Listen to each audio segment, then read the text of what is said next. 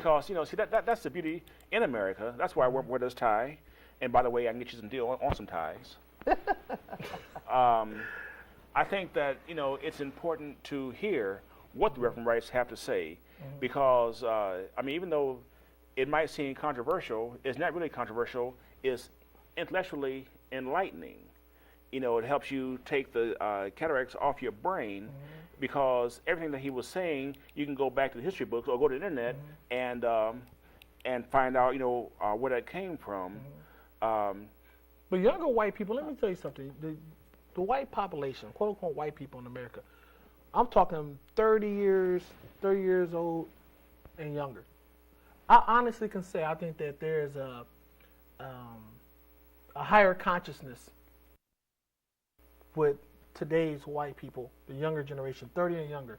I don't think they hold on to the legacy of hatred and discrimination and bigotry that maybe their grandparents and maybe their parents subscribed to. And a lot of that is hip-hop, rap music has solidified and transcended race more than any other U.S. policy or any type of Well, I think they're a lot more program. integrated. Yeah. I've lived in different places as well.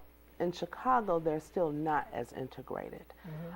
Things that you would see from a younger white person in Indiana, they wouldn't be allowed to say some of the things that they say in Chicago because they're not as integrated. Right. Integrated. For example, like what? What do you mean? South Side Chicago. Like certain language, they picked up from the hip hop and everybody can say it. Let's say the N-word. Yeah.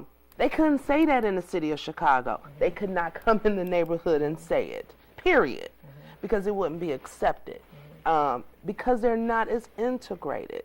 They still really don't deal with white people unless they go to work, go to college, the doctor's office. In the neighborhoods, they are all black, from the church to the grocery store.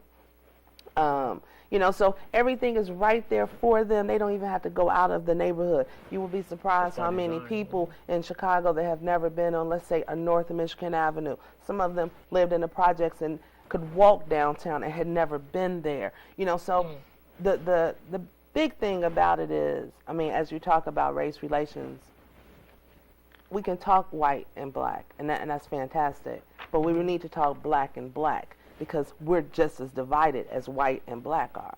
You can listen to some of the black ministers that have come up and said things, oh my God, I would never have said, again, but you're from the pulpit too. He might not have should have used some of the language that he used, but he needs to make a point. And sometimes you have to go beyond what you're used to for people to say, my God, and sit back and think about it. So we need to talk about black and black, because these are still our communities that are falling apart. We can't expect for another community to come and rescue our community. This is our communities, and they're falling apart. And those that make it, let's say, successful, they leave and they never come back to touch somebody who hasn't made it. So, when we talk about something that black people need to stand up and fight for is the Voter Registration Act that has to be signed every so many years. Yeah. So what happens that day that they say, we're not going to sign it this year? We won't vote. But people still won't vote today. People died so they could. So, how come it's not a law? Black people, we stand up for only certain things. We need to stand up for everything that deals with our community. They're still our communities. These are still our children, not their children, our children. Jabbar, let me ask you a question here. Because a minute ago you said that younger whites under 30 are enlightened on relations. Yeah. Where'd you put younger blacks? Younger blacks, for all that we've been through, for the most part, remain apolitical. They don't get involved. And I really admonish the black community, the age bracket from 30 and below. Because if you're watching the world is being divvied up, major decisions on the economy, everything, major decisions are going on.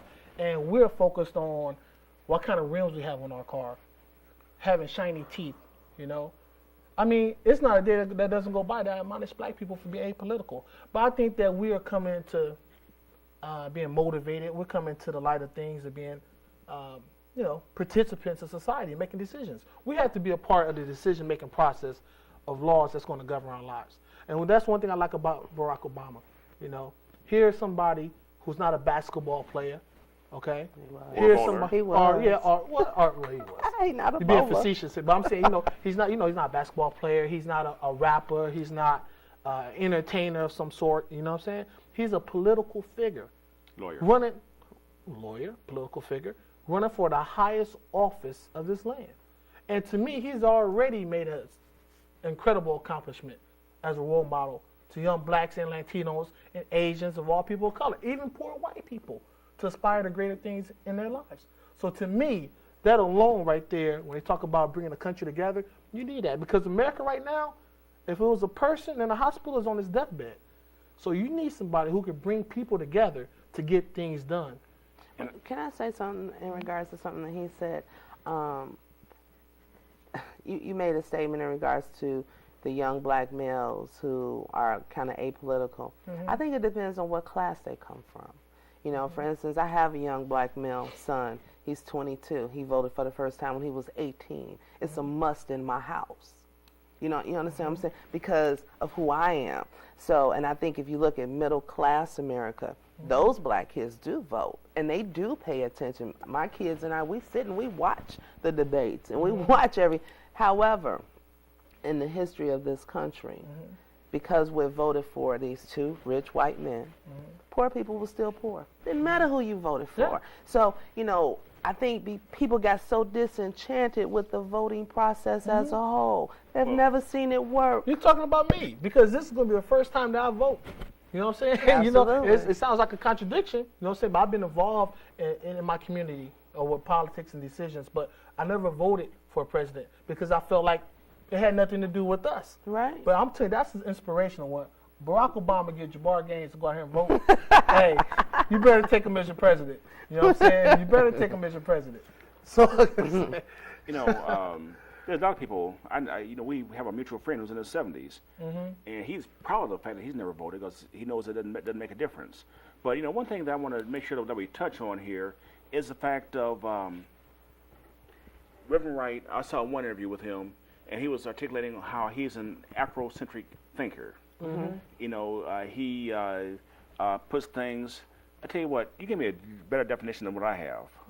Give me a definition of Afrocentrism or Afrocentric thinking. What does it mean to you, to the both of you? Afrocentric. Well, first of all, personally, to me, I have to say that it's a myth to think that all black people come from Africa. All right, my family are black Indians, Native Americans.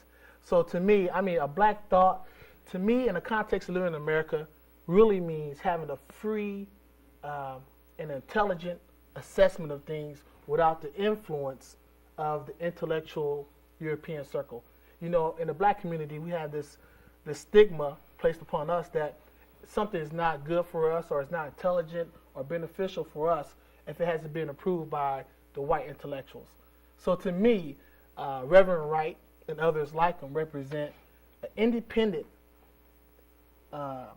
successful, financially and spiritual black person who doesn't need the approval of some intelligent European circle to say what's right and what's wrong. And and that's saying something in the context of living in America with the legacy and oppression that black people are facing in this country. So I don't think that, quote unquote white America should be upset when people are becoming intelligent to the plight that they're living in. How long you think people are going to sit? How long you think people are going to sit down? They've done it for 400 years. Yeah. How long you think people are going to be hungry, homeless, disadvantaged? Predatory lending. Homelessness. How long you think people are going to do this generation after generation after generation while you go on vacation? That's not going to last long. I think Afrocentric thought process, I think it has something to do with because of the fact that you have lived in America as an Afro-American. So your thought process is a little broader than some. And you're able to take collectively from here to come up and form a certain formula for your thought process. So being African American in this country, we do think a little differently because we deal with different situations which make us think differently. So having an Afrocentric thought process is being able to take those things collectively and make an intellectual thought about it, Right, and being able to present it where other people could even understand it. Right.